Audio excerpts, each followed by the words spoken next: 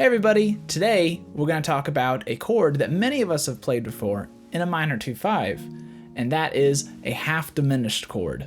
But what happens if we're playing a song like Chick Corea's Windows that has a half diminished chord that lasts for more than one bar?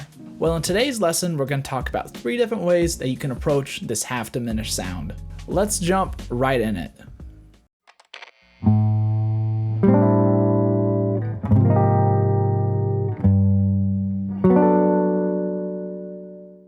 So first off, our half diminished chord is just a minor 7 chord with the lowered 5th, thus making it a diminished triad with a minor 7th interval on top of that.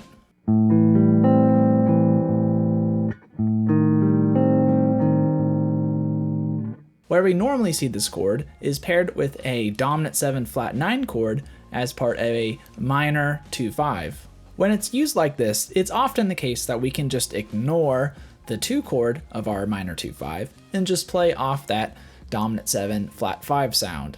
Kinda like this.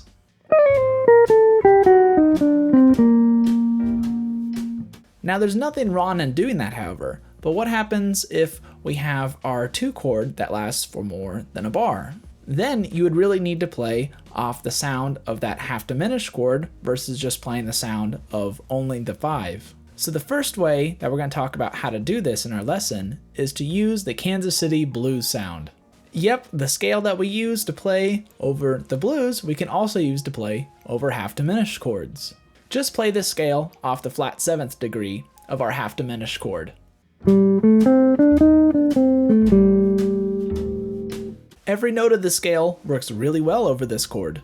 Try playing blues phrases that you would normally play with this scale over this type of sound.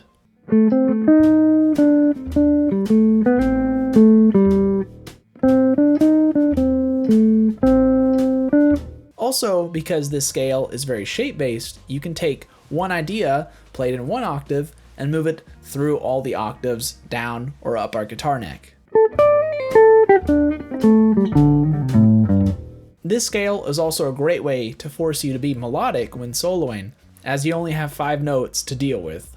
The second way that you could solo over our half diminished chord is by using the major scale. In any major key, the 7th chord of that key will be a half diminished chord. So just use the major scale of whatever key your half diminished chord is from. So in this lesson, we've been mostly using a half diminished. So in that case, our scale would be B flat major.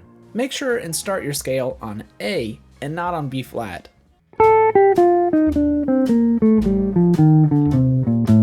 Now, because we can just play major scales over our half diminished chord, that means that we can also play major language over our half diminished chord as well. We just have to modify it to fit over our half diminished sound. What I mean by this is that you need to target the chord tones of A half diminished rather than the chord tones of B flat major 7. Here's an example. I'll play a lick that is used normally over a major chord and then modify it to fit over our half diminished chord.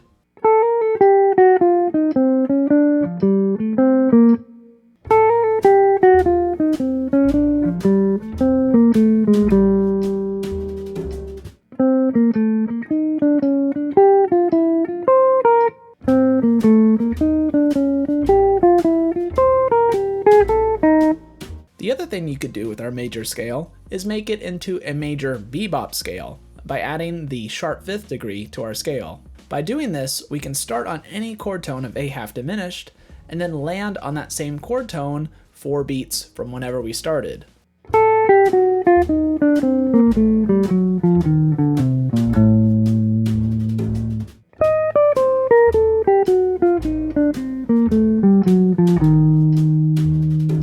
This is really useful when extending or connecting language ideas. If you know what tone your lick or language idea starts on, then just lead into that tone by playing the scale a measure earlier and walking up or walking down to that tone. Here are a couple examples.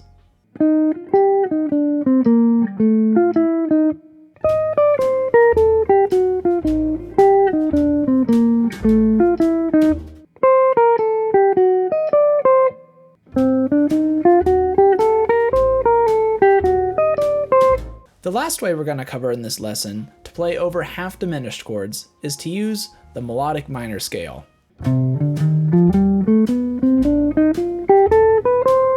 So all we do is play our melodic minor scale off the flat third of our half diminished chord.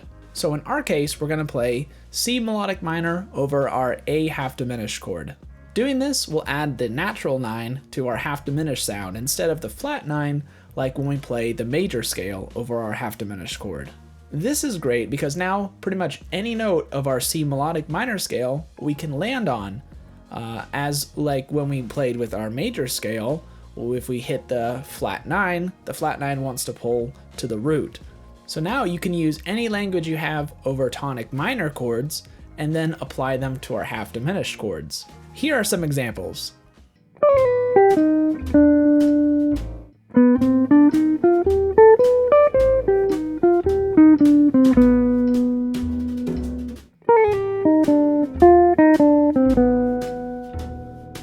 Remember, whenever you're playing these sounds, you need to be targeting the notes of the half diminished chord that you're playing over, instead of whatever scale or chord you're superimposing over that half diminished chord.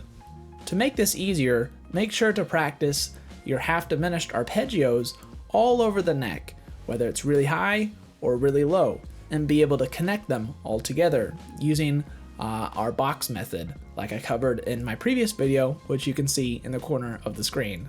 A great chord extension that you can also land on is the 11th. The last thing I want to do is play a short etude that uses just half diminished chords, and I'm going to apply all the ideas that we used in our lesson. Hopefully this will give you some examples and some context about how to use these in real life.